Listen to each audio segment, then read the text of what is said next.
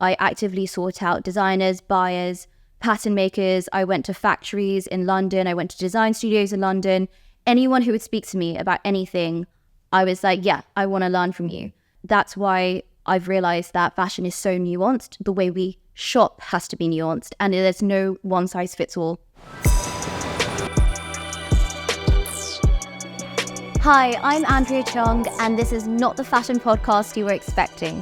Welcome to Fashion, Our Future. Today, I'm in the hot seat. I'm being interviewed by my friend and reporter from Vogue Business, Maliha Shoaib, who is going to be asking me how I started the Mindful Monday method, how I use social media as a platform to educate people on clothes, and where I think it's all going. Hi everyone, welcome to Fashion, Our Future. I'm Maliha Shoaib, reporter at Vogue Business, and today I'm interviewing your host, Andrea Cheong. This is a really exciting thing that we're doing because we're actually friends. Yes, actually. Well, it's nice to have this conversation. So over the past few years, we've definitely seen the influencer landscape change a lot. I remember back in 2021, there was the term genuine influencers that was floating around, and it was basically used to refer to anyone whose following is more to do with the unbiased information they're putting out rather than, selling products. And then over the past year, we've definitely seen de-influencing arise as a sort of reaction against excessive consumption. And then even towards the start of this year, I'm seeing a lot of the consumers saying that they're committing to only buying, let's say, 5 pieces of clothing a year, that sort of thing. I think, this whole shift that we're seeing must have been really interesting for you to see over the course of your career. But I'd love to start by asking, why did you start posting content about how to understand the quality of your clothes? And what's that been like for you, seeing this transition in the landscape? So without telling my whole life story, we'll start from 2019. So previously I was, I suppose, your typical fashion influencer. Whatever your idea of that is, that's fine. That's what it was. And honestly, I hated it. I loved the creative side of it. I loved the collaboration. But there was something about not just social media, but also fashion and where I was positioned, especially working by myself, freelancing, if you can call it that I really hated. I don't think it suited my personality. I thought it brought out the worst in me. And to be honest as well, I also had a massive identity crisis. I had no idea who I was or anything. And so in 2019, I had a very serious mental health crisis, and I kind of took this approach to fashion and social media, which was scorched earth. I hate everything. I'm so jaded. Not going to swear, but basically, I think you know what follows. And I started thinking, why have I spent all of my money on clothes that are frankly so awful? And what's worse is a lot of people don't know how bad their clothes are. I knew. So just keep going. It's like an addiction, right? It is. And on top of that, later on, I found out that I also have ADHD, which does not help with impulsive and compulsive behaviors. But I kind of had this huge revulsion to all of it. And I decided to start talking to people about how to look for quality in clothes. So it really had nothing to do with sustainability. But very, very quickly, I figured that planned obsolescence, which is like the cornerstone of fast fashion, is literally why we feel like we don't have anything to wear, why we feel so disempowered, and why we have a fast fashion problem, or I suppose a culture of waste when it comes to our clothes. And as time went on, I did feel like I was pretty much speaking to a brick wall. But when the Stop Asian Hate movement came about, and I saw how supportive TikTok was about things that actually had purpose, that actually could provoke change, I realized that maybe I'd found a platform that worked better for the new voice I wanted to have. And fast forward, I think about a year, I realized that perhaps I could do this full time, that perhaps I could be a creator again, because I was no longer ashamed of the word influencer. I had reinvented it for myself. And also, therapy. Yeah. Well, let's talk about that a little bit more, actually. Not the therapy part, the influencer part. I know that, obviously your content has a huge amount of influence. It's influenced me personally as well. But I know that you don't necessarily subscribe to the term influencer to describe what you do, but you also don't necessarily call yourself an activist. So tell me a little bit more about that and how you position yourself. So I think the activist part is easier to answer, and most people would probably agree with you that I'm not an activist. But I think why I've never wanted to even be acknowledged as this is because I think that they do very important work, but it is not my work. Yeah. And I think the more time you spend in fashion, especially working in fashion, especially being part of the problem, you realize that you need different voices or different perspectives, and that you cannot just kind of hammer it in with like one take, because anyway, other people do it better than me. And I think you're very humble. And as for the influencer word, I don't love it, but I understand why people use it. And I think it's more contextual. I think what I do is more de-influencing than anything, because I think my audience's biggest problem with me is that I don't like recommending things. So it seems counterintuitive to be called an influencer, and I think that's really the only reason now. I think it's really interesting, right? Because you could do similar content where you're showing the quality of garments and how to spot certain things, but in the form of hauls, whereas you choose more the informational kind of perspective. Why is that? And do you find that it's easier to spread awareness through, that kind of avenue? Yeah, a lot of people think that it's the negativity. I don't know if that's what you were getting at. You're very polite. What it is to really highlight overproduction. Because yes, if I wanted to only talk about quality clothes, I can go seek that out and then show you. However, it would come across incredibly esoteric. It would also be unapproachable for me. And I fear that people will still rely on brands as opposed to understanding through my avenue that you cannot rely on brands. There's no such thing as a sustainable brand. Different brands are set up in a way that you have different budgets for different departments, often different designers for different departments. There are different factories for those categories. So how is it humanly possible, unless you are super up there with an incredible reputation to uphold because you also have an haute couture on, that your categories are consistently strong and mostly better than everything else out there? This is not true. And I think that my way of showing things really hones that in.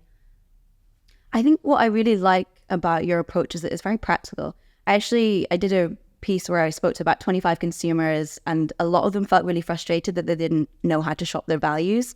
And, I think people are increasingly aware of things like greenwashing, but they don't necessarily know how to counteract that. So they're just kind of, grabbing for things in the dark, right? I guess with that in mind, have you found that your audience has changed their perspective and changed their shopping habits? And how do you find the best way to break through to people? 100%. So I created something called the Mindful Monday method, which is a mouthful, and I'm told is not a good PR name, but it's too late now. So what really works about this is that it actually puts the benefit of the individual at the center of it.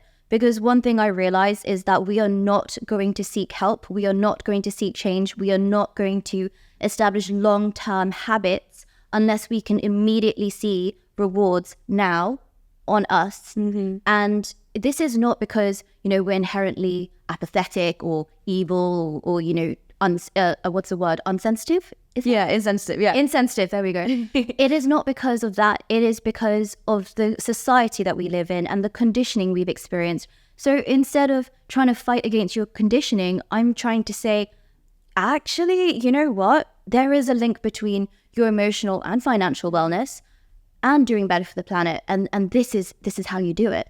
Yeah. And I'm starting from a place of everyone does want to do better. It's actually slightly more positive than people think.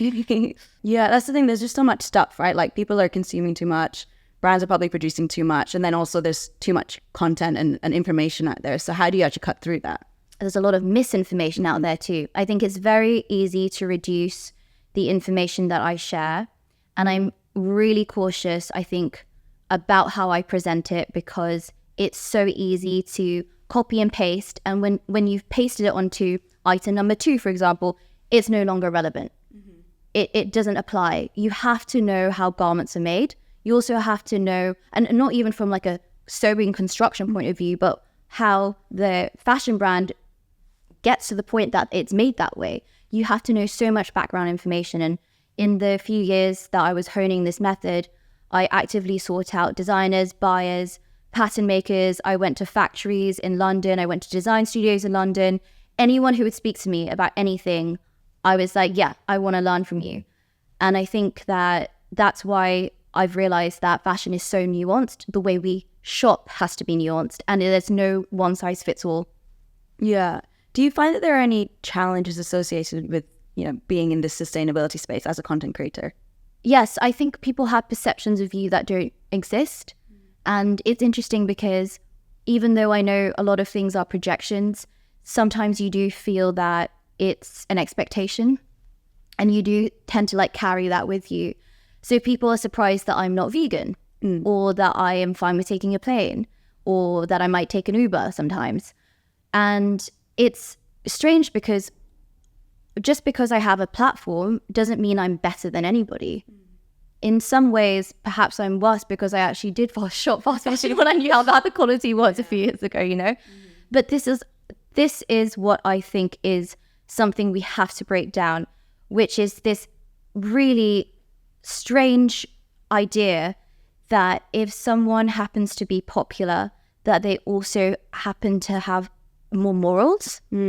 And it also translates to, I suppose, how we treat each other. Oh, you still shop there? Why? Why would you do that? And it's like, I don't believe in shaming anybody for whatever journey they're on, because if you really wanted the best for that person, you wouldn't discourage them.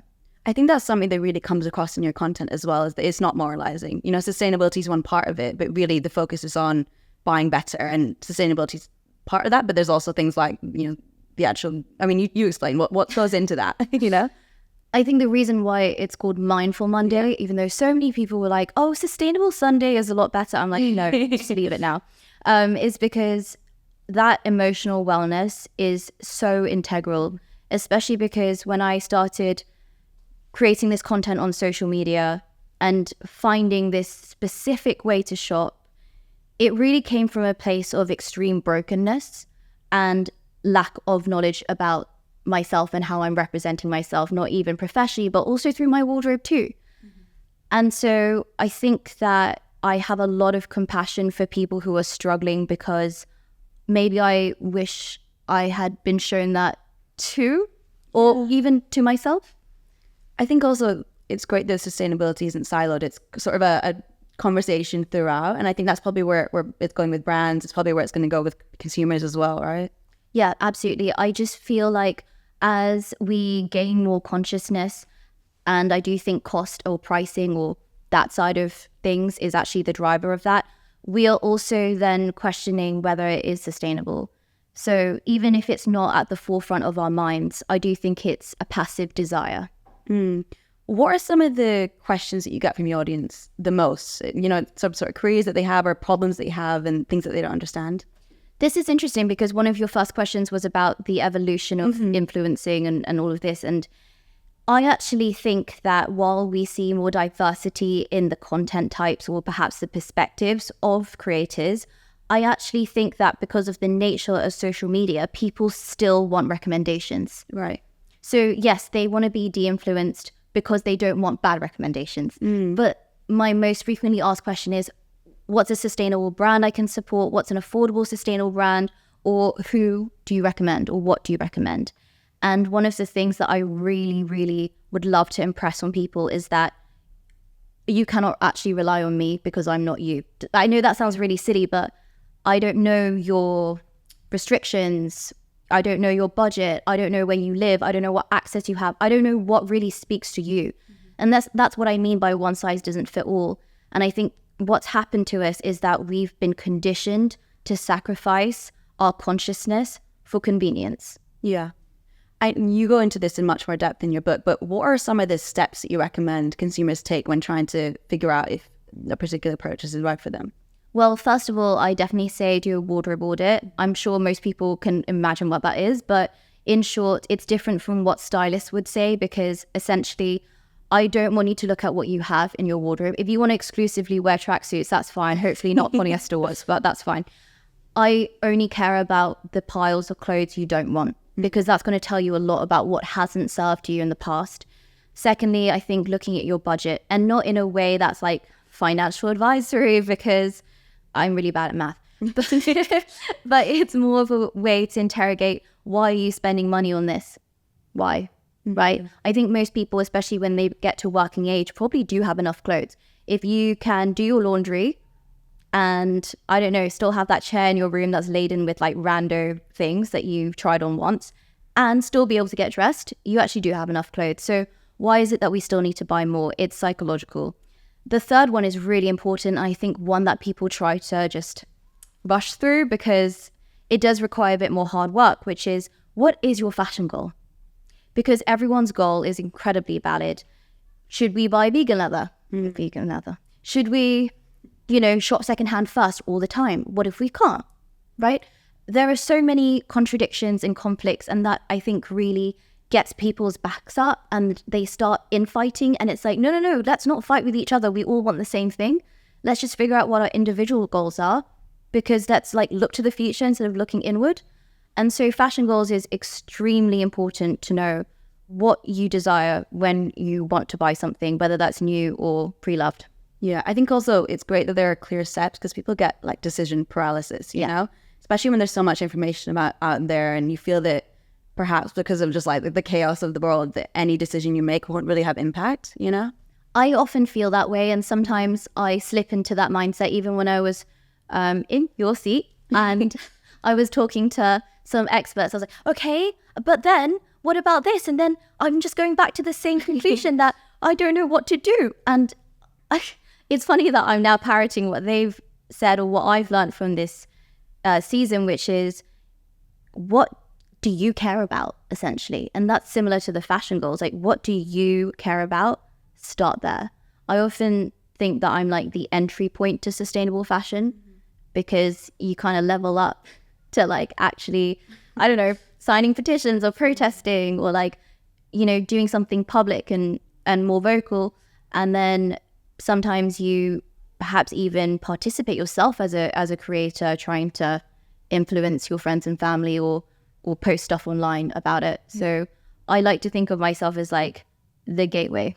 I think also your content shows how sustainability benefits you, the individual, right? And I think that that's something, I see parallels with the way that brands are now treating sustainability, in terms of it needs to be a business driver, right?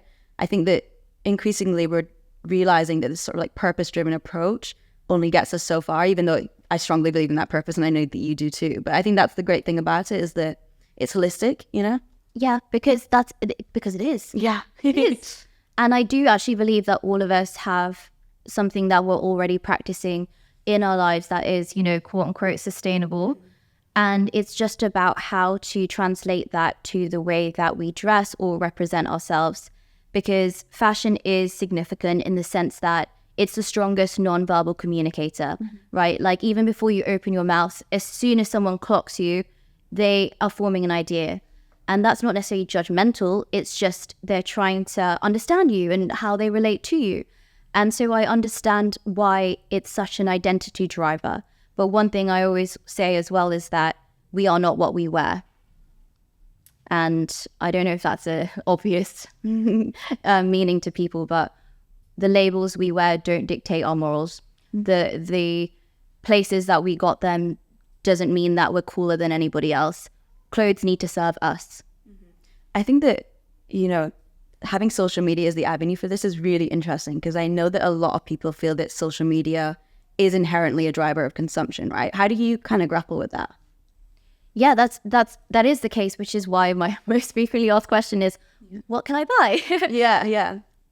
I think my perspective on that has had to shift in the last year or so, because are you really helping someone if you aren't giving them what they've directly asked for? Why would I know better than that person? If they're asking for something, shouldn't I provide it then? But I think for me, education first, recommendation second. So I do provide recommendations a little bit more frequently now, but I definitely will never make that the core of what it is. because brands can change as well, right? So you can recommend a brand today and then they change their manufacturing capacities later, and it's a totally new brand essentially. Especially when they scale or when they sell to private equity. Yeah. Anything that's driven by this need to create more profit is definitely always going to impact the quality that they're providing customers. Mm-hmm. And in terms of, I guess, let's call it the content creation landscape, not the influencing landscape, where do you see that headed? Because I know that even as a sort of journalist, I see that journalists are becoming like influencers are becoming like journalists. It feels like there's a lot more gray area, right? I think it depends what kind of creator you are, what kind of influencer you are. I definitely think there's still so much space out there for people who just want to be online. But I definitely think, and this has been going on for a few years now, that the creator industry is starting to move offline, especially with this kind of new wave.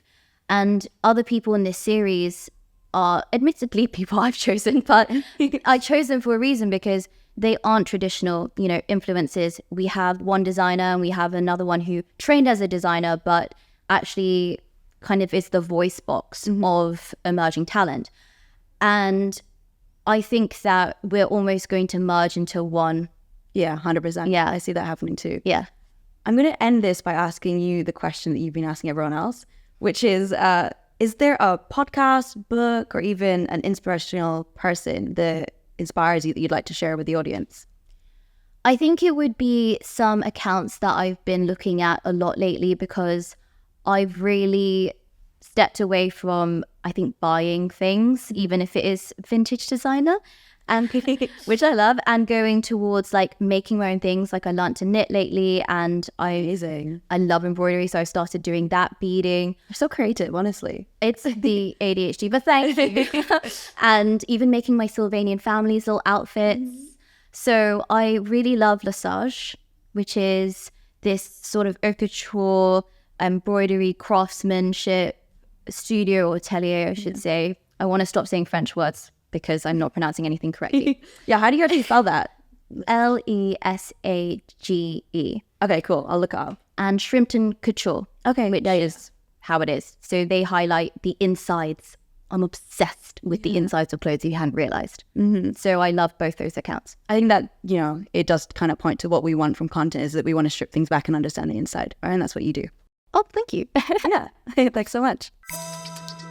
There is nothing like reflecting on your own career and the decisions that makes you think about where it's all going. I cannot wait for you to meet the guests that I have lined up for you this series. I don't think you're going to be able to guess who they are because they are the most unlikely of influencers.